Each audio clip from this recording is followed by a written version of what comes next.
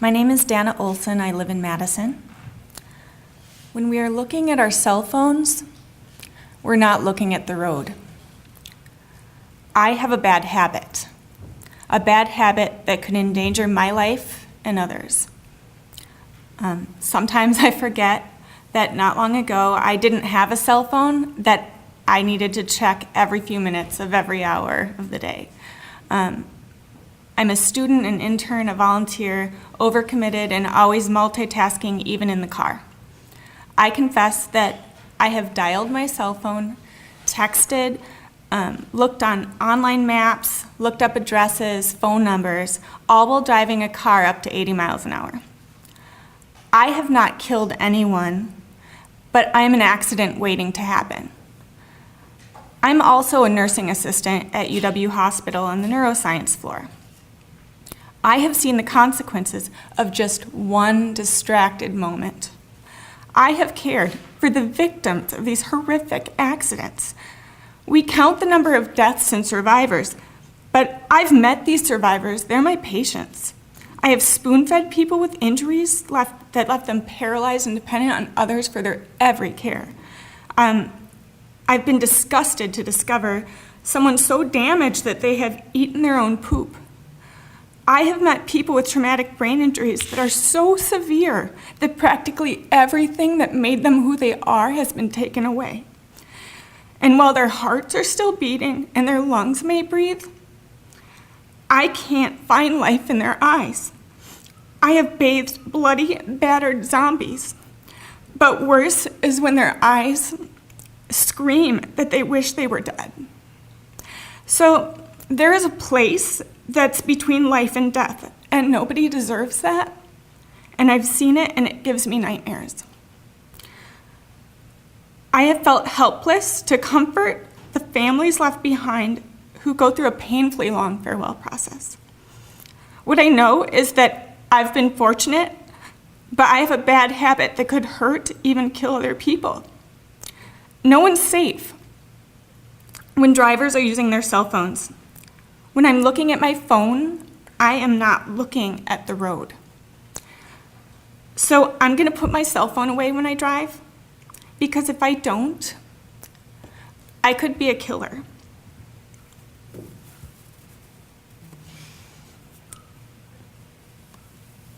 Do you have any questions? Well, that was a very powerful testimony. I'd like to display items in the committee hearing, but we'll make an exception at this point.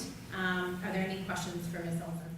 Good morning, Ms. Chairwoman, honorable members of the committee. My name is Marissa Barrier, and I'm a graduate student here at the University of Wisconsin-Madison.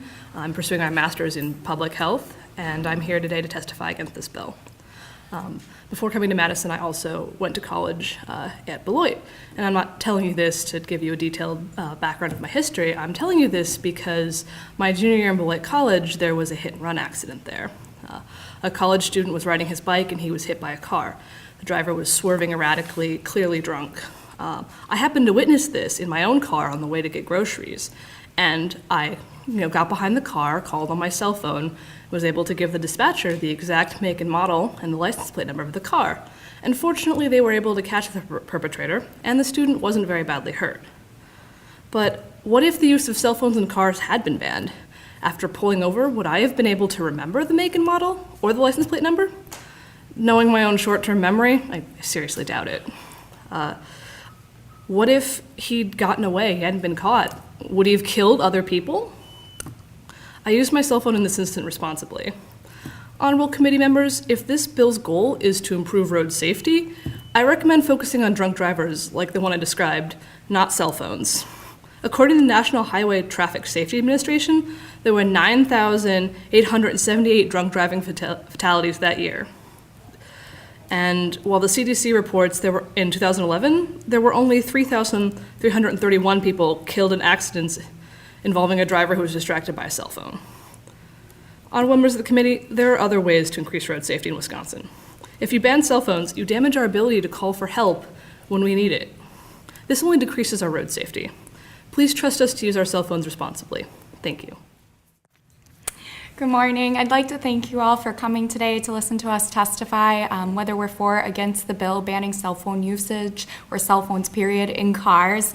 It's greatly appreciated, as I know it's a very controversial subject and many of us have strong opinions about it. My name is Jessica Frosch and I'm a second-year MPH student at the University of Madison, Wisconsin. I stand before you today as a concerned citizen. I'm concerned that one day a driver who's texting may hit me in the crosswalk. I'm concerned that one day I'll hear someone I knew had been hit on their bike because of a distracted driver on their phone. I'm scared that one day I'll get a phone call that somebody I knew and I loved was hit by someone on their phone. I don't want to have to take that call or have that concern. These concerns are not irrational. 3 years ago, my fiance was hit in a crosswalk by a woman on a cell phone. He was flipped over the top of the car, and 8 of his ribs were fractured and his arm, with the rest of his body being severely bruised. The woman didn't stop to see if he was okay. She continued to talk on her phone and drove off. While he's doing well today, the situation could have been much worse. What if it had left him with a debilitating injury? What if it had left him paralyzed and he would have never walked again? What if it had left him brain dead? Or worse, what if it would have killed him? These are questions that I'm glad I never needed to know the answer to. However, so many people have a loved one or friend that has been injured or harmed or debilitated or killed due to somebody on their cell phone in their car. Every day, 9 or more people are killed and 1,060 are injured due to a distracted driver on their cell phone. That means every year, over 4,000 people are killed and over 400,000 people are injured. Every year. Today, I stand before you asking you to think about your safety, about your family's safety, about the safety of all of those that you know and care about and love. We need this bill to ban the use of cell phones in cars, to decrease the number of deaths and injuries associated with distracted driving. But more importantly, we need this bill to protect those that we love and care about, so they don't just become another number. Thank you. Thank you. Yes, question? I'd just like to say, as the author of this bill, thank you for having me today. My name is Ben Tron, as you mentioned, like the movie. I'm here to testify for the banning of cell phones, all cell phone use while driving. And we've already heard quite a few anecdotes, but I'd like to give another to put my point of view in perspective quickly here. A few years back, there was a UW-Madison student not far from here on East Johnson. His car broke down, he pulled over to the side of the road. There was a young lady, also a UW-Madison student, driving behind him, and as she approached him, she had later admitted being distracted by using her cell phone. She struck his vehicle, and he was immediately transported to UW Hospital and announced dead on arrival. Many of us have heard stories just like that, obviously, and we continue to use our cell phones. I do. Almost everyone I know uses their cell phone while they drive. So how do we stop this trend? My opponents would probably say that the texting laws that we have in place are sufficient, that there are certain features of a cell phone that you need to have while driving, such as making phone calls, such as using your GPS. But I would argue 2 points to that. First, how is typing an address into your GPS any different than typing a text message? Just as distracting, in my opinion. Secondly, I would argue that if we do ban all cell phone use versus just banning text messaging, it would be a much easier law to enforce. Currently, I think it is very difficult for police officers to enforce the law of texting while driving, whereas if there was a law against all cell phone use, police officers would be able to pull you over just for seeing you have a cell phone in your hand, where at this point I don't know that they are able to do that. To conclude here, a quarter of all car accidents that are reported to police involve cell phone distractions, and that's not just text messages. If we're able to put in a law that eliminates even a portion of those car accidents, I think that law would be worthwhile. Thank you.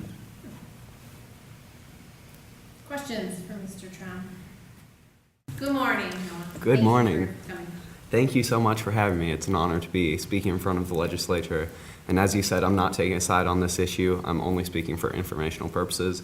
My name is Noah Getzel. I'm from Madison, just graduated from the UW.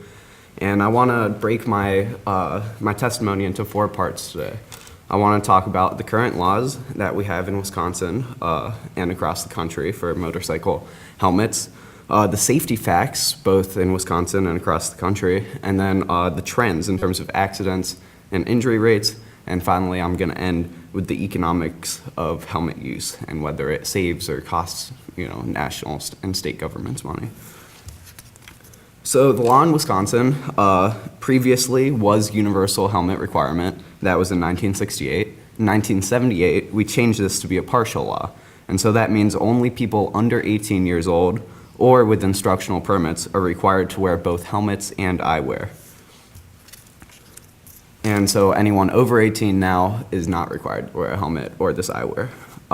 In terms of the national laws, we have 19 states and the District of Columbia that require all motorcyclists to wear helmets. And in these states, 12% of motorcycle fatalities only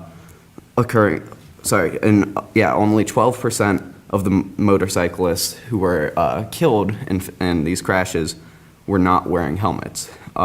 In contrast, you have 28 states that have their partial laws, like Wisconsin, which require some riders to wear helmets. There, 64% of motorcyclists killed in accidents weren't wearing helmets. And finally, we have 3 states, Illinois, Iowa, and New Hampshire, that have no helmet laws at all. And then when you have motorcycle crashes there, 79% of the deaths were among motorcyclists who weren't wearing helmets. Let's talk about the facts for safety. So these come from UW Health, and they say that being on a motorcycle is your risk of death on a motorcycle versus being in a car is 21 times more likely for these passengers.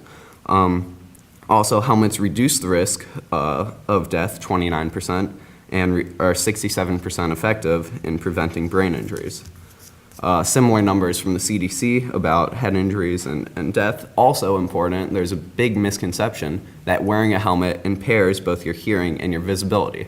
The Center for Disease Control and Prevention says that this is not true, and it doesn't reduce either of those. Helmet use has gone up recently from 2005 to 2009. It went up from 48% to 67%.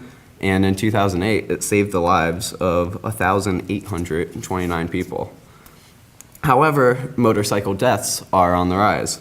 The crash-related deaths involving involving cars and trucks, lightweight trucks, reached an all-time low in the U.S. in 2008. However, that same year, it was an all-time high for motorcycle deaths that had doubled between 1999 and 2008.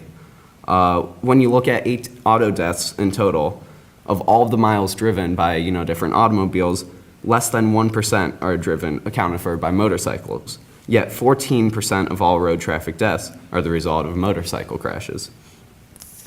Now let's talk about Wisconsin. So the Milwaukee Journal-Sentinel said that the number of motorcycles on the road has gone up 1.5 times since 2002. And however, this supports not having helmet requirements because biker death rate has not increased proportionally with the number of motorcycles on the road. And Wisconsin has about 91 deaths a year the past decade from motorcycle crashes. Fatalities have gone up 14 of the last 15 years, so they're almost always going up, and we're getting more people dying from motorcycle crashes.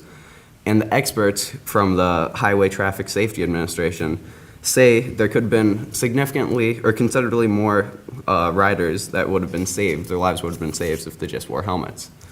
In 2012, the most recent year we have data from, 116 motorcyclists died in Wisconsin. Only 1 in 4 of those were wearing helmets. This is the second highest number of motorcyclists ever killed in the state. Only 1980 had more deaths. So we had 75% of motorcyclists killed not wearing helmets in 2012. 2011, it was even higher at 92%. And this percentage is on the increase for states that have laws like Wisconsin, where there's no universal requirement to wear helmets. If we look at 2011 in depth, you can see that there were 956 passengers involved with crashes wearing helmets, and then 1,265 who weren't wearing helmets. Even though you had more people not wearing helmets, you had more people who were not injured when they were, more people were not injured in crashes who were wearing helmets than those who weren't. And a lot fewer injuries for those wearing the helmets, a lot fewer deaths as well, 4 compared to 64. In terms of the costs, Wisconsin is ranked 46th of all the states in terms of the number of lives and saved and economic costs of helmet use. As we heard before, CDC estimates $3 billion were saved because of motorcycle helmets, and another $1.4 billion could have been saved if all motorcyclists were wearing these helmets. So the explanation for this is that helmets cut the risk of serious injuries and death. So the fewer injuries they relate to reduced healthcare costs for everyone because of reduced premiums. If you look at 1,000 registered motorcyclists, 36 would be saved in states with universal laws. About a third of that, less than a third actually, would be saved in states like Wisconsin with partial laws at 10, and only 4 would be saved with no laws. When you look at the money saved by these laws, $73 million for universal states, $21 million for partial states, just $9 million for no laws. Are you about to wrap up? Yes, this is my conclusion. All right, excellent, thank you. There are no safety or financial benefits not to wear a helmet. All the facts show that wearing a helmet strengthens the lives of many Wisconsin residents, or saves the lives of many Wisconsin residents, protects families and communities by preventing these tragedies. And I also free up state dollars for other funding priorities. Do you have any questions?